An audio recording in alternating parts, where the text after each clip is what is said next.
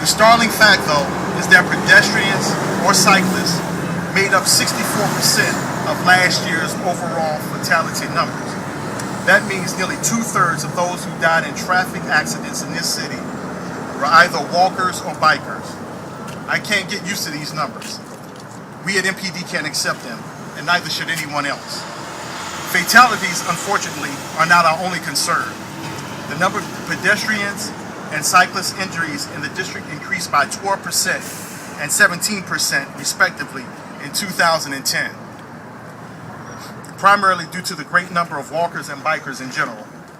However, with greater numbers come greater need for safety awareness by all who share our roadways. Not everyone drives or cycles, but nearly every pedestrian at some point and every day.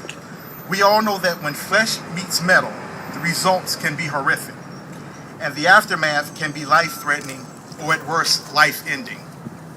Yet too many of us continue to take chances with our own lives and with others.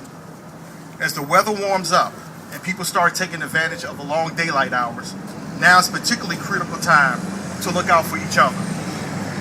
Whether we are behind the steering wheel of a vehicle, or on our feet, or pedaling a bike, we all need to take more responsibility for our own safety and the safety of others.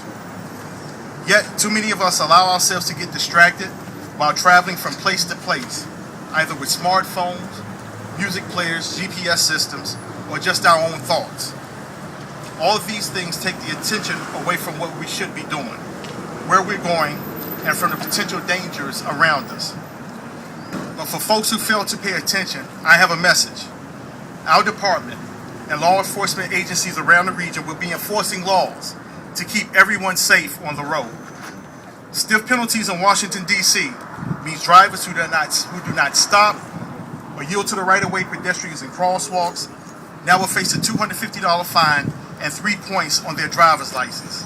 If the driver strikes a pedestrian in the process of failing to stop, the penalty increases to a $500 fine and 6 points.